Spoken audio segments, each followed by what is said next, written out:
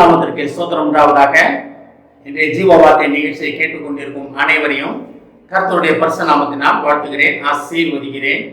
இன்றைய சின்ன தியானத்திற்கு தேவன் கொடுத்த வேத பகுதி, அது எரேமியா தீர்க்கதரிசி எழுதின புஸ்தகம். அதில் 29ஆம் அதிகாரம், அதில் 11ஆம் வசனம். எரேமியா 29:11 அதன் முன்பகுதி.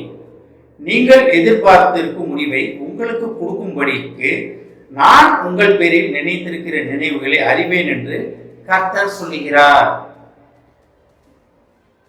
கர்த்தர் உங்களுக்கு என்ன இன்றைய காலையில் சொல்ல ஆசைப்படுகிறார்னா பாருங்க, என்ன அது ஒரு அருமையான காரியம் பாருங்க.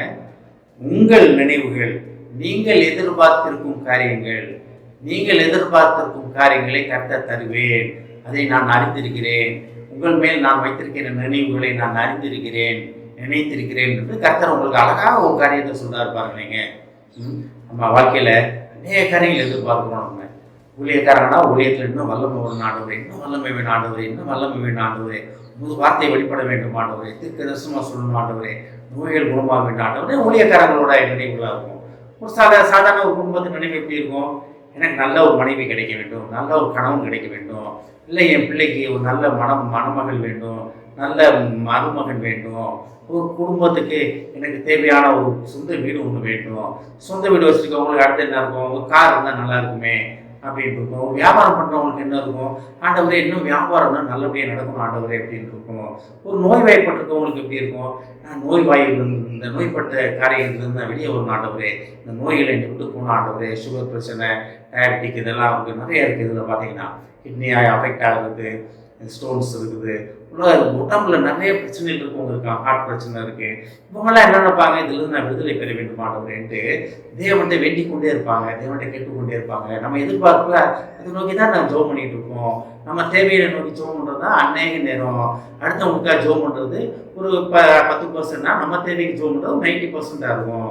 ஒரு 10 நிமிஷம் ஜெப நேரத்தில் உட்காந்தோம்னா அதில் வந்து ஒரு 8 நிமிஷம் 9 நிமிஷம் நமக்காக தான் நம்ம பண்ணுவோம்.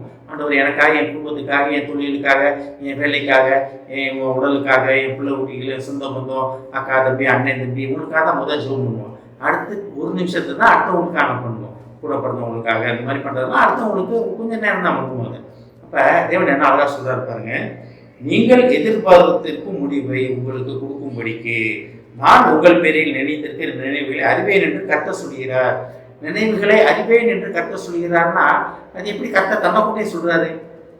உன்னை பற்றி நினச்சிருக்க நான் அறிவேன்ப்பா, நான் என்ன நினச்சிட்டு இருக்கேன்னு எனக்கு தெரியும், அதுதான் அதில் சொல்லப்படுகிறது. உன்னை பற்றி நான் என்ன வைத்திருக்கிறேன் என்பது எனக்கு தெரியும், உனக்கு தெரியாது. உனக்கு எவ்வளோ உயர்வான காரியத்தை வைத்திருக்கிறேன், உனக்கு எவ்வளோ மேன்மையான காரியங்களை நான் வைத்திருக்கிறேன்.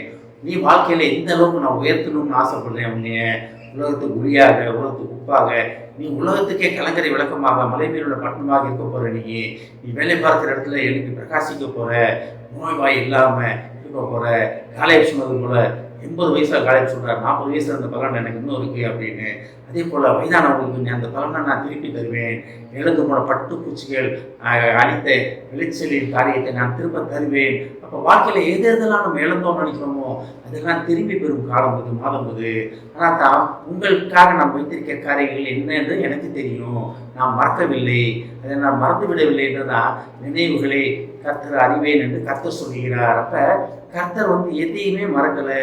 கர்த்தருக்கு 1000 காரியம் இருக்கலாம், 1,00,000 காரியம் இருக்கலாம், ஆனாலும் உங்களை குறித்து அவர் கர்சனையாக இருக்கிறார். உங்களுக்கு வைத்திருக்கிற காரியங்களை தேவன் மறக்கவே மாட்டார். அதை கேட்டுக்கொள்ளும் தேவ பிள்ளைகளே, உங்களுக்கு என்ன காரியம் இருந்தாலும் பரவாயில்ல, கர்த்தர் உங்களுக்காக வைத்திருக்கிறார், உங்களுக்கு நன்மையான காரியங்களை வைத்திருக்கிறார். அதான் அந்த வசனம் அழகாக எப்படி முடியுது பாருங்க, அவைகள் தீமைக்கல்ல நன்மைக்கு ஏதுவானவைகளே, சமாதானத்துக்கு ஏதுவான நினைவுகள் அப்படின்றாரு. அப்போ தேவன் வைத்திருக்கிறது எல்லாமே சமாதானத்துக்கு ஏதுவானது, நன்மைக்கு ஏதுவானது.